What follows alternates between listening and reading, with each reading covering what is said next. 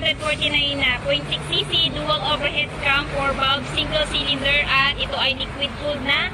Ang pivot ng capacity nito is 5.3 liters na kaya daw umabot up to 52 km per liter. Pero it may bali pa rin guys sa throttle habi ng driver. Kasi naman sa kanyang wet weight, this one is meron 118 kilograms. At may lakas na 16.8 horsepower at 9,500 RPM and max torque of 14.5 Nm at 8,000 RPM. So, kung if ever interested kayo dito kay Rusi Flash 150X, ito ngayon ay mayroong updated price na 75,000 pesos if kukunin nyo po na spot cash.